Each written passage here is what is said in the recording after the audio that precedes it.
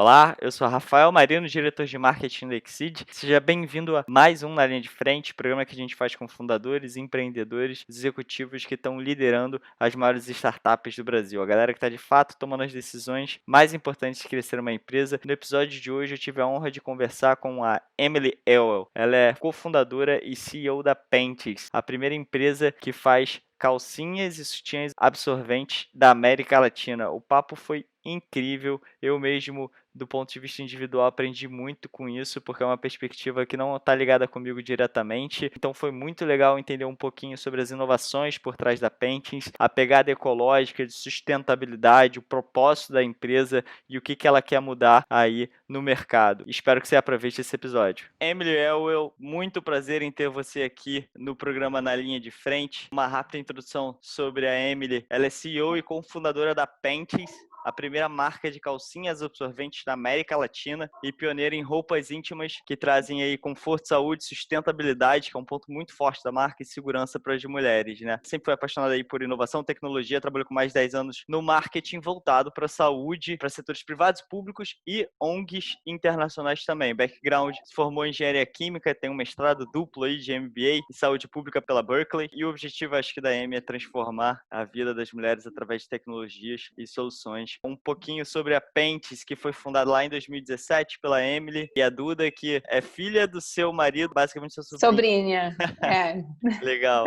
E vocês fundaram em 2017, focada em calcinhas e sutiã absorvente. A Pentes vem crescendo mais de 15% ao mês, mais de 60 mil pedidos. Isso eu vi ano passado, imagino que agora muito mais. E só teve investimento inicial de 300 mil para pesquisa e produção das calcinhas. Emily, super prazer ter você aqui. Muito obrigado pela participação. Vamos lá, me conta um pouquinho sobre você e por que você criou a Pentes. Claro, é uma honra estar aqui com vocês. Eu acho que o meu background é mais técnico, depois eu trabalhei bastante na área de marketing, também expansão internacional, emerging markets, não? Então eu sempre tinha essa curiosidade para inovação, para tecnologia, também para marketing digital. E quando eu mudei para o Brasil, eu mudei como uma empresa multinacional na área de pharmaceuticals. E eu tive uma oportunidade de sair um pouco desse mundo de saúde, que eu tinha bastante experiência, e eu trabalhei como um venture builder em Boston, que tinha interesse em lançar uma marca de lingerie nos Estados Unidos que seja brasileiro. Então foi uma super oportunidade. Ainda nessa época eu já estava trabalhando com Duda para achar os fornecedores da lingerie, porque a família dela tinha um histórico com fabricação de lingerie. Então já conheceu muitas pessoas no mercado. E durante esse projeto nos Estados Unidos, eu comecei a olhar com mais profundidade o mercado, o que está acontecendo no mercado global. E eu peguei bastante interesse nessa área de calcinhas absorventes, que foi nessa época bem novidade nos Estados Unidos, também tem outras marcas globalmente. E a gente começou perguntando para pessoas no Brasil, fazendo umas pesquisas ainda mais caseiras para entender o comportamento do mercado no Brasil. E eu falei, eu acho realmente tem muita oportunidade para essa tecnologia no Brasil, ainda que 90% das mulheres brasileiras usam absorventes descartáveis externos, que é o método menos confortável e também que gera mais lixo, é o menos sustentável de todas as soluções, né? Bem diferente dos Estados Unidos, onde 70% do mercado usa o OB, o absorvente interno. Então, o comportamento do consumidor é bem diferente. Então, a gente começou desenvolvendo, eu acho que a gente fez quase 50 iterações do produto, começando primeiro na tecnologia, do forro, e depois chegando na modelagem, um produto que pode trazer tanto beleza, conforto, como funcionalidade. E como você falou, lançou primeiro online em 2017 e bem de repente abriu um pop-up no Oscar Freire para Natal, final do ano, e viu que essa combinação de omnichannel, de online e offline, foi uma solução muito forte, porque você traz todo o storytelling, todo o contato com a marca, os valores da empresa dentro de um espaço físico, cria muita credibilidade também para os consumidores. Então, nosso produto, a intenção é realmente substituir o uso de absorventes descartáveis, e o produto é reutilizável, então a mulher pode usar até 50 lavagens o produto. O forro é super absorvente, mas também é antimicrobial. Então também tem bastante proposta ao lado de saúde, que ainda absorventes descartáveis não tem essa tecnologia de matar bactérias, matar fungas. que reduz bastante os cheiros durante a menstruação, que é uma coisa que incomoda bastante as mulheres. E quando a gente pensa na proposta sustentável, no Brasil, sozinha, 4 bilhões de absorventes são descartados todo ano. Então, você pensa nessa geração de lixo que a gente tem só no Brasil, e esses produtos demoram 500 anos para decompor. Então, que a primeira absorvente chegou no Brasil nos anos 30, 1930, nessa época, a primeira absorvente descartável ainda está na planeta, né, no mundo. Então, a gente vê uma oportunidade muito grande para trazer tanto uma inovação para a saúde da mulher e tanto uma inovação para a saúde da planeta. A gente tem esses dois pilares bem fortes na empresa e a gente acredita em encaixe dentro desse mundo de Femtech. Eu acho um espaço também globalmente crescendo bastante. Eu acho desde 2014 teve $1 bilhão de investimento no Femtech, então é um espaço realmente com bastante foco, tanto em startups e tanto em investimento agora, né? Então, a gente está muito feliz, né, para estar nessa jornada, para conseguir chegar até aqui, né, ainda como uma empresa que traz proposta também de diversidade, inclusão.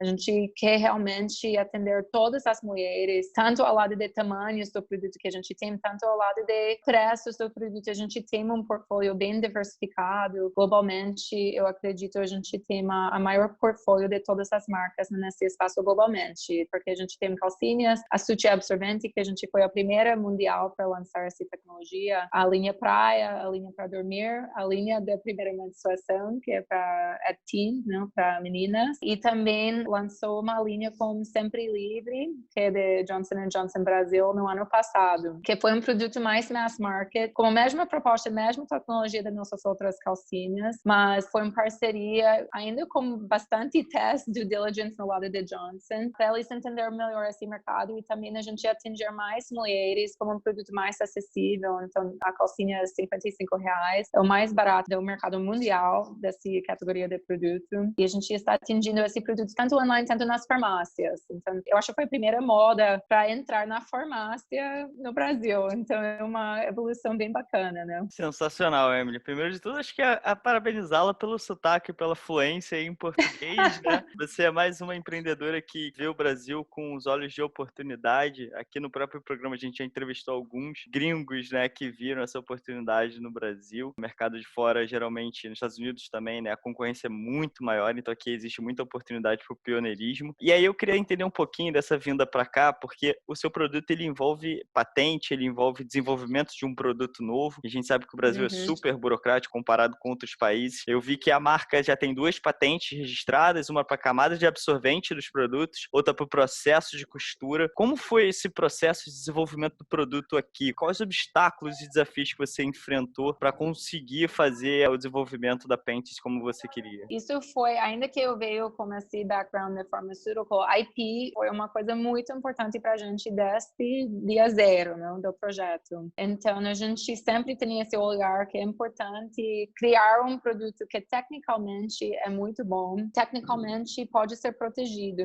porque isso traz muito diferencial. Ainda vamos falar no futuro, a gente quer licenciar essa tecnologia para outras marcas de moda, uma coisa, a gente teria que ter essa opção, teria que ter uma coisa que a gente pode proteger. Eu acho que ao lado de desafios, o maior desafio é no mundo de moda, ainda a gente foi para várias trade fairs, não? Tanto na América Latina, tanto na Europa, tanto na Ásia, né? Para entender, estudar as tecnologias disponíveis ao lado de tecidos. E a gente viu que no mundo geral de moda tem muito pouco opções de tecidos ou tecnologias funcional. O mercado para anos, 100 anos, 2000 anos, não sei, sempre foi voltado para estético, para aparência. E ainda uma tendência que a gente viu muito tempo com comida, não? Que sempre foi focado em gosto, agora é mais functional foods, tipo essa combinação de saúde e comida. Agora a gente está vendo essa evolução na área de moda. Então, o que a gente tinha que fazer é voltar de trás. Ok, eu tenho que voltar atrás para os fios. Tem que olhar as matérias-primas, cada uma, o que é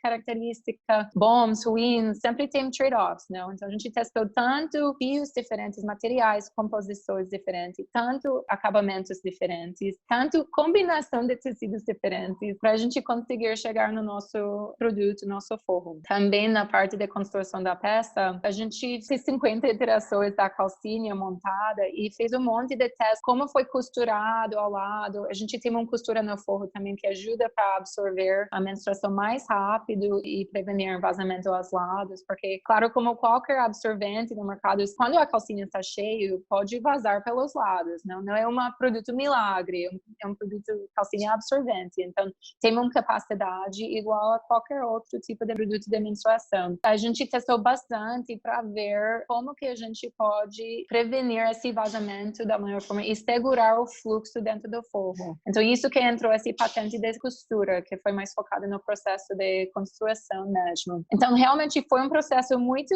de experimento e cientista normal, a gente tem várias hipóteses, vamos testar essas, ver que funciona melhor, e a gente fica iterando, ok, essa combinação de vamos testar esses outros acabamentos, ok, desses 5 acabamentos, esses funcionam melhor. E a mesma coisa com o processo de costura. Então, imagina que ainda foi mais da gente e um círculo que a gente tem de mulheres também testando os prototipos inícios, tem que esperar um mês para testar de novo, não?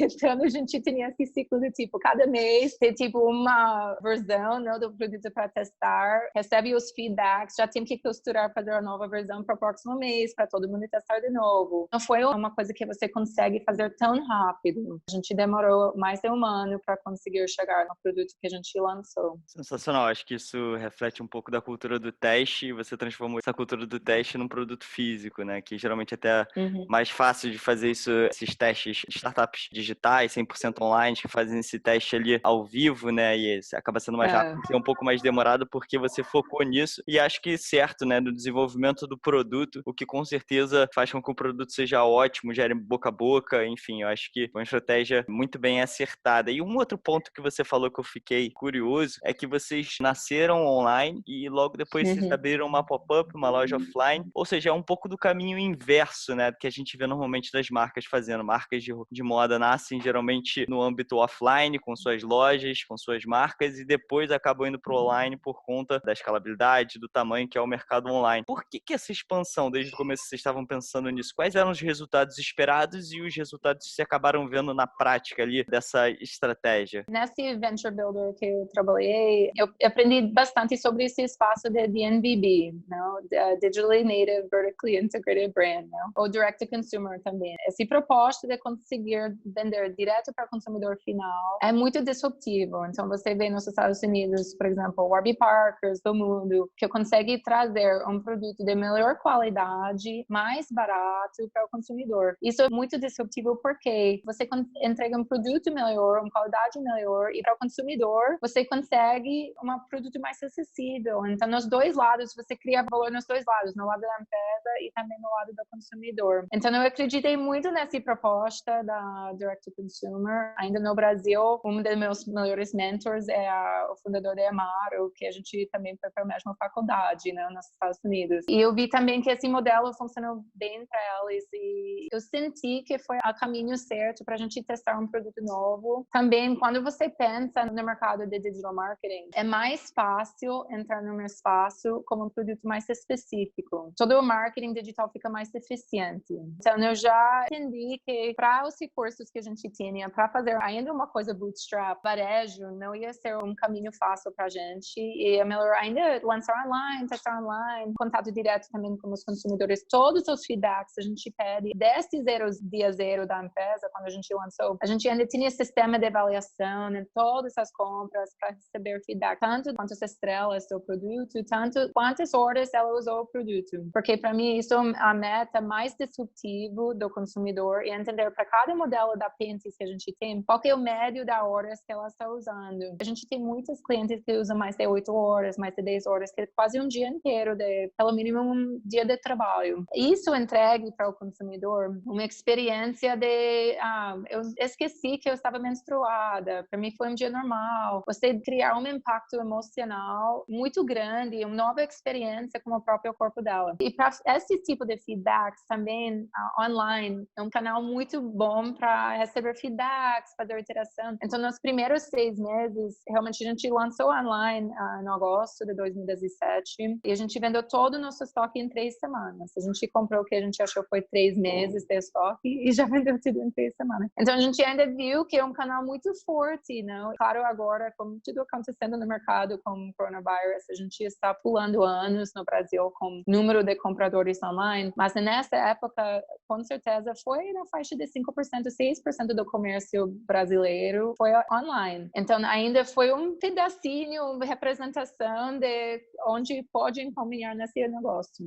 Depois de uns meses, eu acho que fui o mais resistente de abrir uma loja física, porque a capital, investimento, custos fixos, né? Eu acho que para qualquer startup, custos fixos é a coisa que você quer evitar ao máximo, né? Mas a gente tinha uma proposta muito interessante, achou, por coincidência, eu acho que foi a menor loja do Oscar Freire, de verdade, foi tipo uma porta que você abre e nem sabe que tem loja dentro, né? E conseguiu negociar um aluguel interessante e entrou como pop-up, então não tinha um investimento grande para entrar na loja, fora de criar um espaço. A gente fez no conceito de um banheiro feminino, que é onde a mulher cuida da menstruação, então a gente tinha uma oportunidade de ainda criar um storytelling que a gente não conseguiu online. Eu acho, para mim, com foco na experiência do consumidor, isso foi uma coisa forte, não? Que traz bastante movimento atrás, e a gente viu que depois de um pouco tempo, muitas influenciadoras foi para a loja para tirar fotos, e ainda atrizes do Brasil foi para tirar fotos, conhecer a loja, conhecer o produto. E por ser uma tecnologia nova, eu acho esse contato físico, tocando o produto, porque ainda online tem muitas pessoas que entram na loja e falam, eu achei que ia ser uma fralda, não? Então eu brinquei que essa expectativa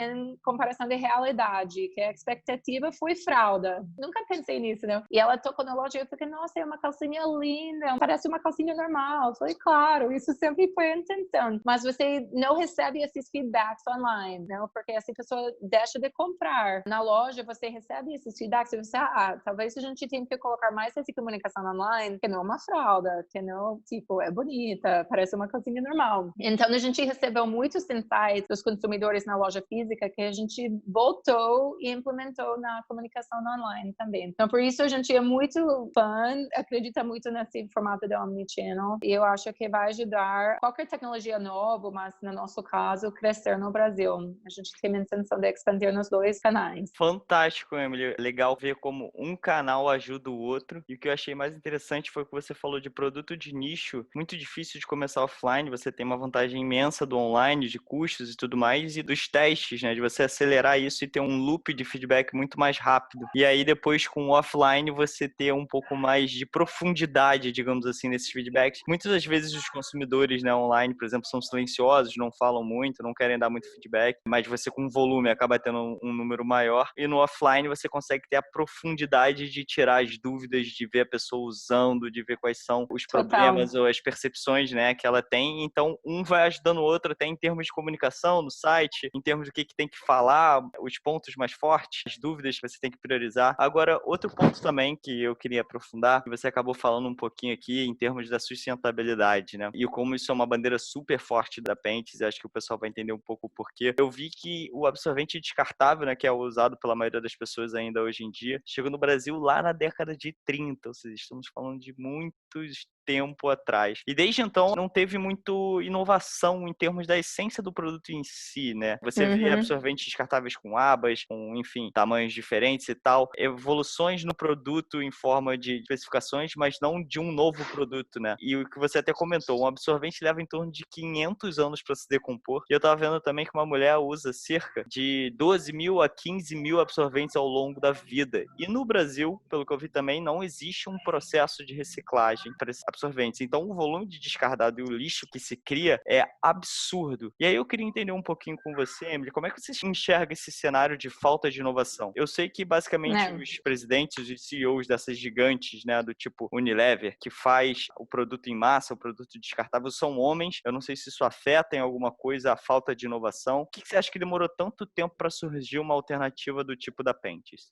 Eu acho isso uma questão muito importante, e ainda no espaço de Femtech a gente está vendo muitas pequenas empresas com muitas inovações novas. Eu acho que vem de várias áreas. Claro que você já comentou que a maioria do leadership, né, das empresas grandes fabricantes de produtos femininos são homens. Eu acho isso com certeza pode fazer uma parte disso, mas eu acho também, quando eu trabalhei na Strategy Consulting com Deloitte, eu fiz muitos projetos de inovação disruptiva. E eu acredito para empresas grandes, inclusive eu trabalhei com Johnson & Johnson nessa época, e é muito muito difícil para empresas grandes testar mercados totalmente novos, tecnologias totalmente novas e fazer investimentos nessas áreas. Porque todo o portfólio das marcas que eles têm, tem metas, tem uma meta para crescimento, meta para margin, e se não consegue fazer isso, fechar isso, já faz problemas como stockholders, não? Está em outra fase da empresa. Então, inovação dentro de empresas grandes é um grande desafio para fazer investimento em espaços novos, que pode ser zero retorno para anos, não? Ou talvez falha totalmente, não? Isso é um risco grande para qualquer tecnologia nova, área nova. Então, eu acho isso também faz muito parte. O que essas grandes empresas acabam fazendo? A inovação vem de outras empresas pequenas. Eu acho que faz muito tempo que a gente está vendo investimento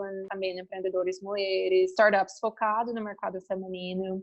Esse movimento é que trouxe essa inovação de fintech, que trouxe isso, porque nunca ia ver das grandes empresas essas tecnologias, essas inovações. Ia ver do startup. Para ver do startup, tem que ter pessoas em startups focadas no mercado de cuidado feminino, das tecnologias mais focadas para femininas. As pessoas que estão mais interessadas e capazes de fazer isso são mulheres. Então, eu acredito também num grande desafio. Quando você vê, eu acho, 3% do investimento vai para empresas com co-founder mulher ou com liderança feminina. Então, dentro do mundo de startups, é difícil, eu acho, como mulher consegue investimentos da forma, ainda como a gente, como espaço que é tão feminino, não é tão fácil. Toda estrutura boa, números bons, eu acho é um espaço ainda um pouco fora de conhecimento de muitos dos fundos investidores, não? Então, eu acho que isso também faz bastante parte desse tanto tempo sem muita inovação, mas eu acho agora a situação já nos últimos 10 anos mudou bastante, por isso a gente está vendo bastante em movimento nesse momento, nesse espaço. Esse é um ponto super interessante, que até conversei com a Mariana Dias da GUP, que quando a gente vai olhar os números totais de empreendedoras, mulheres em estágios iniciais, a gente vê que globalmente o número de mulheres é muito maior do que homem. Quando a gente vai olhar em termos de ecossistema de startup, investimentos de fundos em startups liderados por mulheres, a gente vê esse número que você falou, super baixo. Você acha que isso tem a ver também com os próprios fundadores dos fundos, os CEOs dos fundos, que são basicamente hoje em dia homens, são muito poucas mulheres que eu acho que lideram fundos de investimento, e a falta de conhecimento sobre produtos de feminino de fato atrapalha um pouco isso. A gente tem que ter mais mulheres liderando fundos de investimento ou empresas tipo a Exceed, que é uma outra alternativa também de fundo de investimento. Como é que você vê essa questão? Eu acho difícil o investidor ter emoção e essa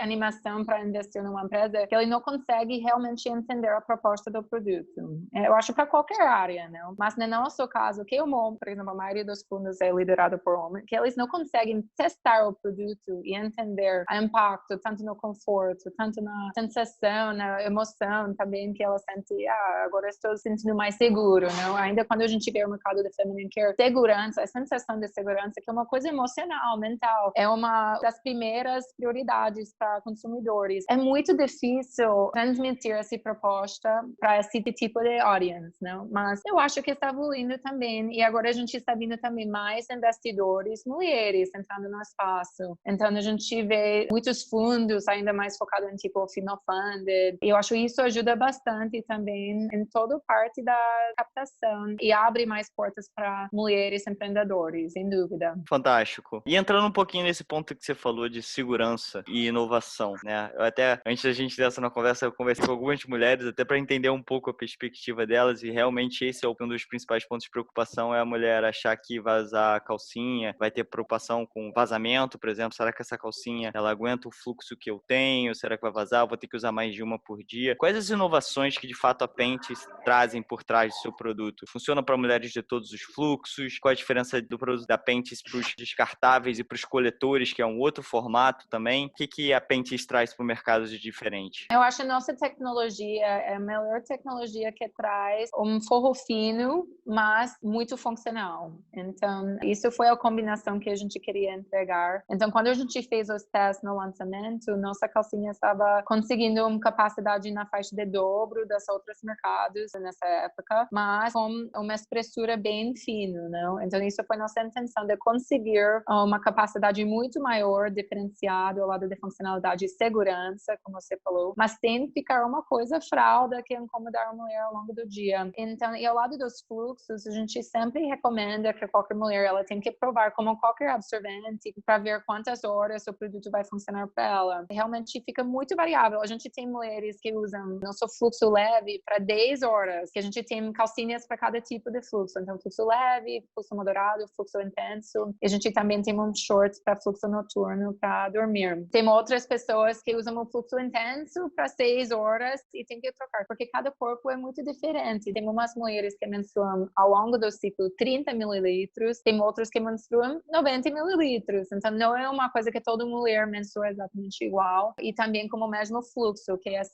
quantidade ao longo do tempo. Então, tem mulheres que têm 3 dias de menstruação, outros que têm 6. Então, pode ter 90 mililitros em 3 dias, ou pode ter 30 mililitros em 6 dias. Então, o fluxo fica 25% do que o outro, fica bem diferente. Mas a gente sempre recomenda que ela tente para ver quantas horas vai funcionar para ela. Para o fluxo muito intenso, a gente sempre recomenda usar a calcinha junto com outro método de absorção. Então, pode ser um copinho. A gente tem muitas pessoas que usam copinho, mas tem medo de vazamento, ou aconteceu para ela um tipo de vazamento do copinho. Ainda tem muitos copinhos que tem um furo dentro para conseguir respirar o corpo e pode vazar por lá também. Então, a gente tem muitas mulheres que usam junto com o copinho, também junto com o B interno, para evitar vazamentos. Porque ainda uma mulher que já usou o B a vida inteira vai ter vazamentos. É uma coisa de... Não, tem que colocar um horário no celular. Ninguém faz isso para controlar exatamente quantas horas ela vai conseguir aguentar. Então, já deixa ainda, junto com outros produtos, ela mais segura,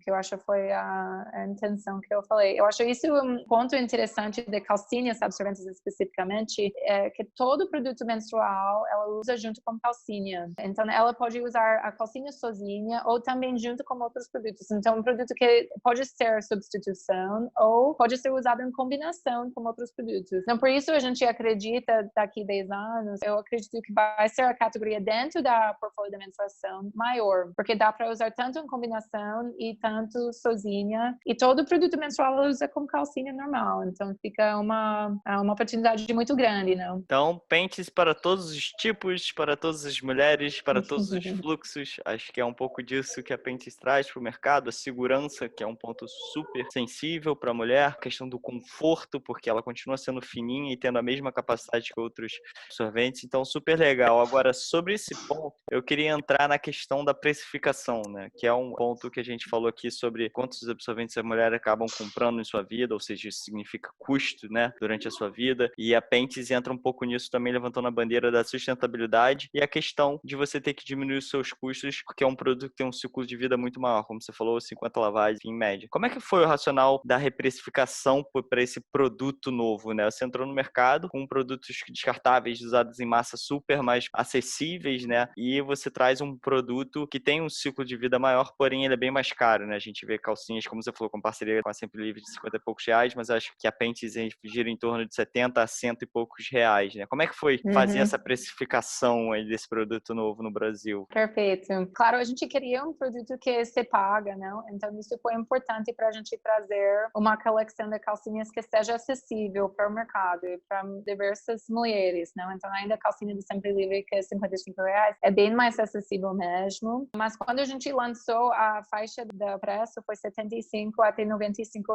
Foi esse primeiro faixa de preço que a gente começou. Mas a gente fez uma pesquisa também do mercado para entender willingness to pay, não? Quanto a gente talvez pode oferecer esse produto para entender se ainda foi viável a empresa, né? Isso a gente teria que fazer antes de lançar como parte de due diligence para ver se pode ainda funcionar a empresa. Então, muito disso foi baseado na que a gente recebeu de volta nessas pesquisas, mas também a gente fez precificação por fluxo. Então, a ideia é ela está pagando para a funcionalidade que ela precisa ou ela quer ao lado da absorção. Quando a gente lançou a linha de Sempre Livre, que também é fluxo moderado, mas é mais barato, a gente conseguiu como um estilo muito mais básico. Então, no lançamento, a gente queria uma pegada mais forte de moda, calcinhas mais bonitas, ainda com tule, transparência, ainda elásticos mais premium, não? Que você vai ver numa calcinha mais básica. Então, realmente não foram calcinhas básicas que a gente lançou uma linha mais premium mesmo. Então, a gente conseguiu, com a mesma tecnologia da Forro, construir uma calcinha que seja muito mais básica ao lado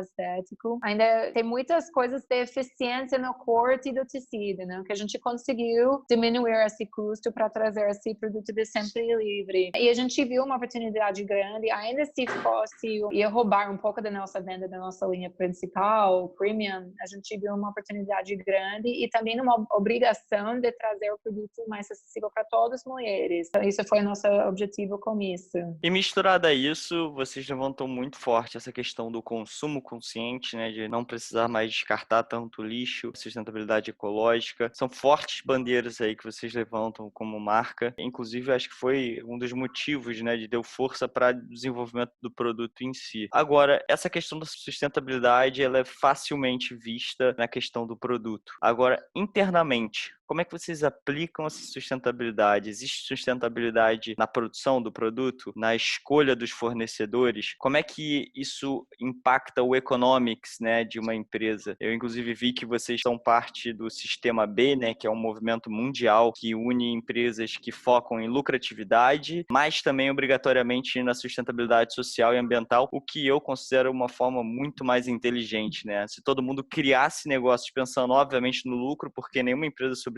sem lucro, mas obrigatoriamente tendo que incluir sua sustentabilidade social e ambiental, porque a empresa não está inserida no espaço, ela está inserida no planeta Terra, tem pessoas em volta, muitos stakeholders, então você trabalhar de uma forma que você tem esses três de forma obrigatória, eu acho até que você forma pessoas mais inteligentes, soluções mais inteligentes para o mercado. Então, como é que vocês aplicam essa sustentabilidade na empresa em si? Isso é uma coisa que, claro, quando a gente nasceu a Pentes, a gente tinha muito essa proposta da sustentabilidade que veio junto com o produto mesmo. Então, quando a gente lançou, a gente ficou muito focado nessa parte de substituir produtos descartáveis ou single use com uma calcinha que é reutilizável. Mas, claro, ainda é Sistema B, quando eu fiz meu MBA no Berkeley, eu consegui fazer umas cursos como os fundadores de B Corp nos Estados Unidos, que é chamado B Corp lá. É um movimento global, na realidade. E eu adorei essa ideia de contabilidade social, que a gente tem muitas empresas focadas totalmente na contabilidade financeira.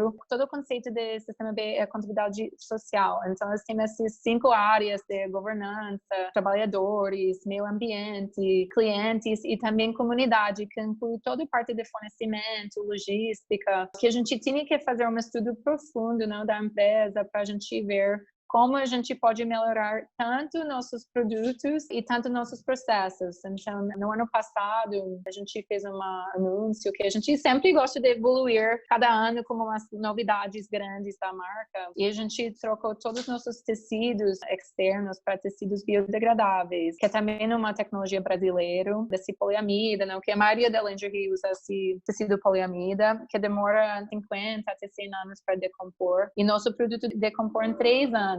Então, a gente fez uma evolução de focar totalmente em substituir descartáveis para como a gente pode melhorar o life cycle do nosso produto mesmo, diminuir o nosso impacto ambiental do produto e também dos nossos processos. Então, a gente fez bastante mudanças nessa época de fechar o ciclo de certificação como Sistema B para conseguir entregar uma proposta mais forte ao lado da sustentabilidade. E a gente tem, em agosto, um grande lançamento nessa área de sustentabilidade, que eu não posso falar agora, mas é um projeto muito especial que a gente vai ser o primeiro, acredito, eu espero, no Brasil, como novo comunicação ao lado da sustentabilidade da empresa. Eu acho que vai ser muito, muito bacana mesmo. Bacana. Queria entrar num ponto, já que você falou da questão social, eu pude ver que existe até uma nomenclatura para isso, que é a pobreza menstrual, precariedade menstrual, que é basicamente a falta de acesso de produtos de higiene e outros recursos. Eu vi também que cerca de 26% das meninas brasileiras não têm acesso a absorvente, né? Tem até ONGs, por exemplo, que são especializadas até em cadeias que mulheres não têm acesso. Como é que vocês fazem com que tenha mais inclusão nesse sentido? Como quebrar essa cultura da falta do absorvente? O que é necessário fazer? Não, eu acho isso muito importante, ao lado de nossos projetos sociais, fora de ter processos e produtos sustentáveis. Para nosso segundo aniversário da Pentes, no agosto do ano passado, a gente lançou lançou um programa de doação consistente. Então, para cada post que cada mulher consumidor da Panties faz na Instagram, marcando Panties, a gente doe um produto. Então, a gente colocou isso porque ainda o Sistema B, como você falou, é um jeito de ter impacto social mais sustentável. Porque antigamente você tem ONGs que têm esse objetivo meio social e você tem empresas que têm objetivo financeiro. Então, quando você tem uma empresa que tem tanto métricas social para impacto, tanto métricas financeiro, o impacto social já se sustenta. Não depende em doação, não depende em outra coisa para conseguir esse impacto social. Então, isso foi uma coisa muito importante para mim. A gente estudou muitos modelos, por exemplo, Tom's, que faz essa doação one for one, uma por uma. Estudou outras empresas que faz 1% das vendas. Mas a gente queria uma coisa que deixou o poder da doação na mão do consumidor. A gente queria uma coisa que o consumidor pode sentir que ela mesma fez a doação. Então, a gente seguiu dessa forma. E a gente, até agora, eu acho que deu mais de 5 mil calcinhas, deu bastante produtos, mas todo mês a gente faz doação consistente. A gente começou ainda com as aldeias no Acre, umas aldeias na Amazônia, porque ainda lá a gente tem uns projetos lá que a gente fez até agora, e as mulheres estão usando absorventes descartáveis e colocando dentro do aterro, dentro da floresta. Então, esses não vai decompor, vai ficar no meio da Amazônia, né? Que mundialmente é uma joia do Brasil, essa natureza e biodiversidade. Então, a gente começou por lá porque viu uma oportunidade grande para impactar tanto as mulheres das aldeias, tanto a natureza. Mas isso é um projeto bem importante. No futuro, a gente tem outros projetos também que vai expandir, espero, essa ação de ajudar mulheres. Fantástico, eu achei esse ponto que você falou de deixar o poder com o público sensacional, porque como você falou, a gente vê o Tons, a empresa de sapato argentina, que a cada compra do sapato, eles dão um sapato para pessoas que não têm. Tem até o caso do Warby Parker também, da questão do óculos. Eles até tiveram um problema com essa estratégia, né, por terem vistos como utilizando essa estratégia social como uma estratégia de alavancagem de empresa. Eles acabaram tendo que remodelar isso e, no caso, vocês deixaram, cara, se liga, eu quero fazer isso tá com a minha proposta, mas, cara, é com você, consumidor. Se você quiser, a gente vai junto e a gente faz essas ações juntos. Fantástico. Eu também queria entrar um pouquinho no mérito. Por exemplo, eu vi que no site vocês utilizam mulheres, modelos que seguem um padrão comum em termos de beleza, né? Mulheres do dia a dia, focando em mulheres reais. Então, não é aquela questão de a grande maioria de empresas de moda que utiliza modelos estereótipos aí da indústria da moda, que geralmente trazem algum tipo de objetificação ou sexualização e padronização das mulheres e seu corpo, uma pegada um pouco similar até com o que a Dove, né, da Unilever faz de promover a mulher comum, digamos assim. Por que essa estratégia para vocês? O que veio por trás de fazer essa estratégia de utilizar mulheres do dia a dia, todos os tipos de mulheres, magras, negras, mulheres mais cheinhas? Então, assim, você não se preocupou tanto com aquela questão do padrão da estética da beleza, você quis trazer de fato a realidade para o público e utilizar isso como marketing. O que veio por trás disso? Eu acho isso foi um pilar muito importante para a gente desde o lançamento da empresa, né? Eu acredito que a gente foi a primeira marca de lingerie no Brasil para trazer esse novo formato de beleza, né, para o público. Eu acho que foi super bem recebido. Parte disso vem por exemplo, minha experiência nos Estados Unidos. Essa tendência já estava acontecendo lá há um tempo, né? Então a gente já viu que esse asiático de Victoria's Secret estava morrendo mesmo, né?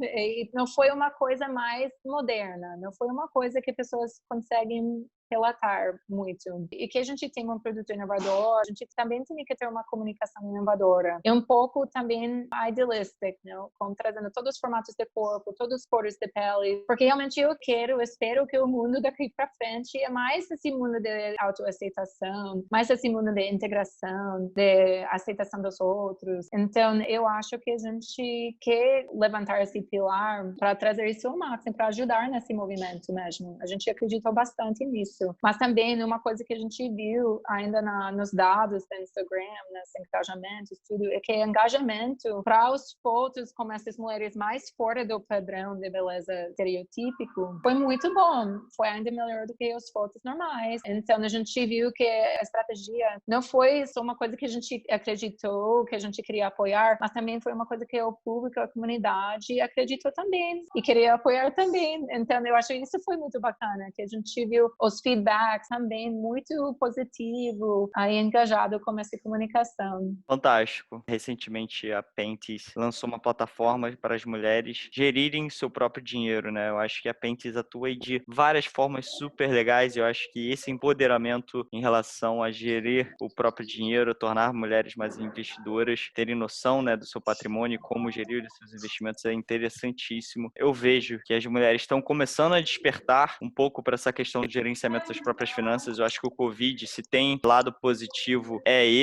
de trazer um awareness para todo mundo sobre a questão do gerenciamento dos seus investimentos, porque a gente entrou num período extremamente incerto e volátil. Eu pude ver, peguei alguns dados aqui, de 2002 a 2019, a participação feminina na bolsa aumentou cerca de 2.485% contra um aumento de 1.700% de participação masculina, ou seja, um crescimento quase que o dobro da entrada do público feminino. Agora, o padrão muda quando a gente só olha para essa última década, de 2010 a 2019, a participação feminina na bolsa aumentou 156% contra um aumento de 180% da população masculina, né? A participação na bolsa, por exemplo, de mulheres é em torno de 23%. No caso até da Exceed, a gente que tem investimento em startup, que é esse ponto que você falou do questão tech, é ainda menor. Quando a gente vê a nossa base aqui, a gente vê cerca de 5% só investidores na Exceed, um número que a gente quer aumentar muito, tanto do lado das investidoras quanto do lado das empreendedoras. E olhando só para a região sudeste, né, que é a região mais rica do país, digamos assim,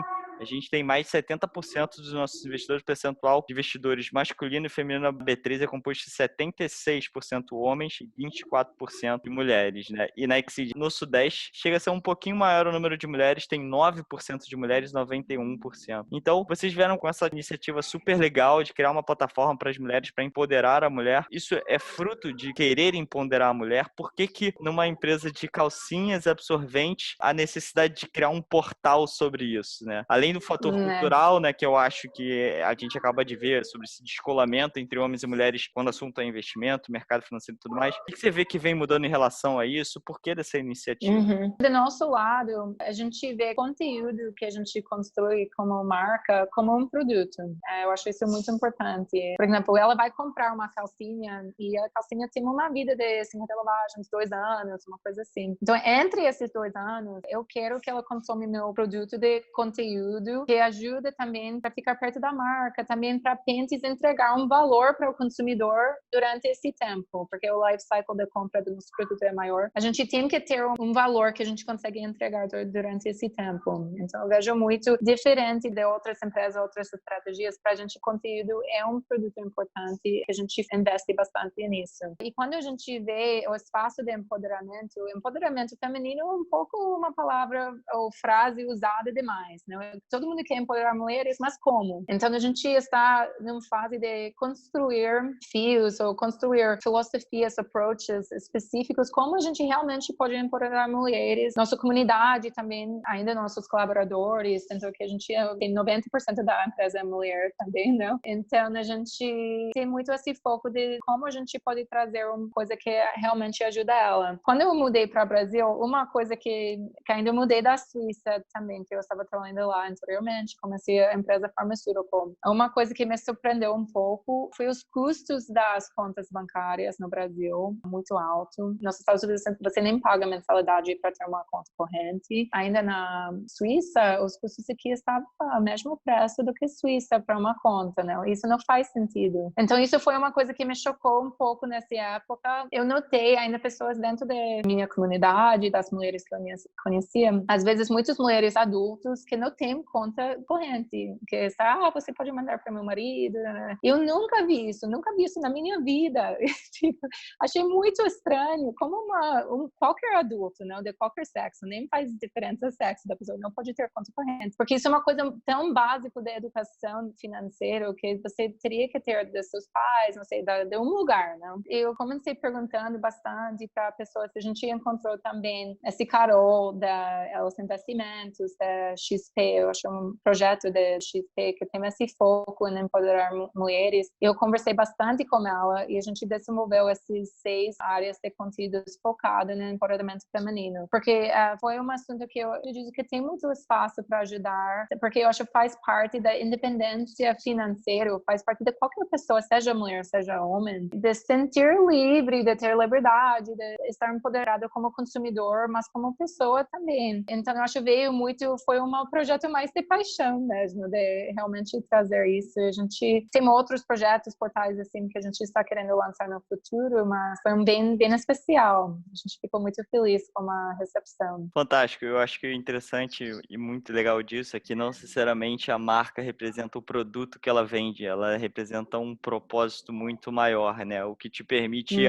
vender calcinhas e criar produtos de conteúdo focado para o financeiro, ou seja, uma coisa que não teoricamente está totalmente ligada, mas que por conta de um propósito muito maior, vocês se permitem entrar nessa área também. Continuando essa questão, né, financeira, vocês fizeram um aporte inicial, né, utilizando aí de capitais próximos, digamos assim, Friends and Family, R$300 mil que vocês usaram basicamente para pesquisa e produção da Pentes, e desde então vocês não receberam mais aporte financeiro, né? E desde pouco tempo de empresa que vocês já atingem o break-even, ou seja, a empresa pode ser considerada lucrativa. Por que a decisão de não receber mais investimento para acelerar o crescimento do business? É um business digital que tem a sua parte física, mas que tem uma escala grande digital, ou seja, que poderia receber investimento, esse escopo poderia ser um pouco ampliado. Por que você decidiu ainda não receber investimento? É uma pergunta muito boa. Ainda no início, a gente, claro, lançou como uma empresa bootstrap, porque entendeu, para ser um produto novo, a gente está construindo um mercado novo, porque é meio uma junção de lingerie, mais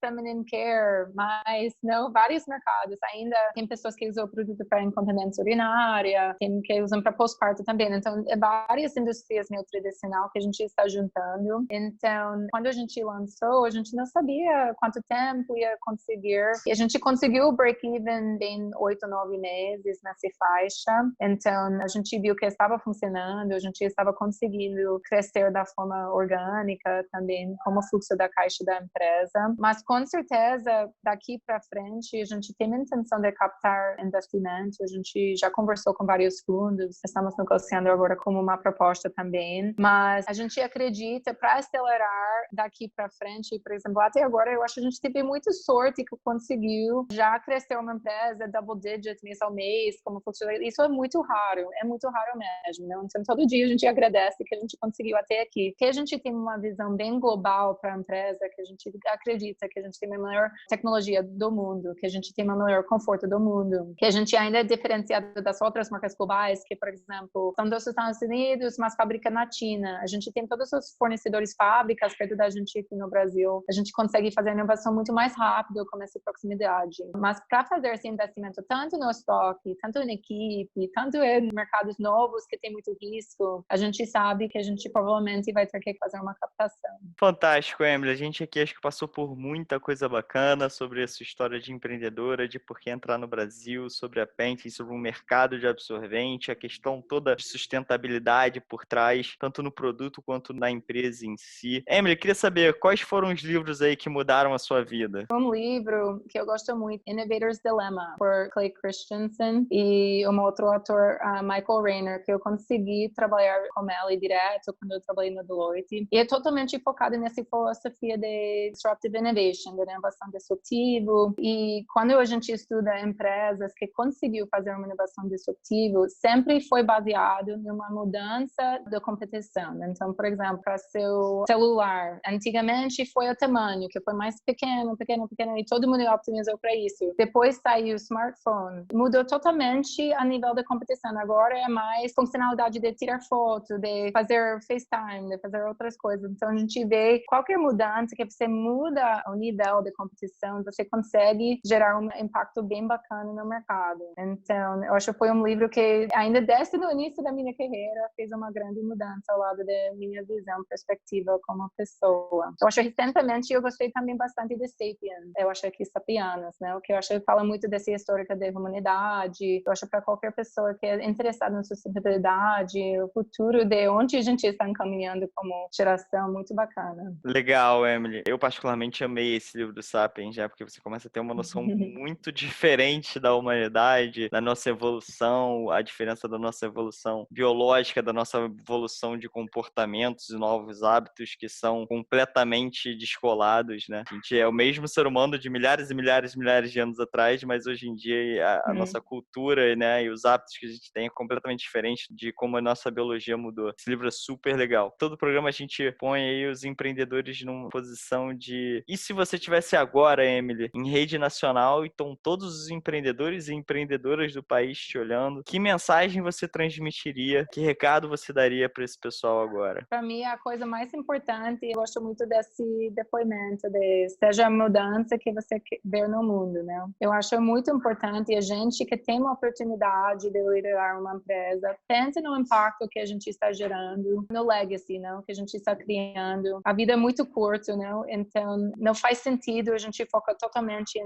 eu quero ser rico, eu quero crescer uma empresa muito grande, eu quero ter um impacto verdadeiro no mundo, não? Como pessoa. Eu acho que todo mundo quer isso, no fundo de tudo, não? Então, eu acho que todo dia a gente pensa bastante no impacto que a gente está construindo como empresa, tanto a gente como empreendedores, não? Como a gente pode deixar o mundo da forma melhor. E isso faz parte de tudo que a gente faz, não? Todo mundo deveria fazer.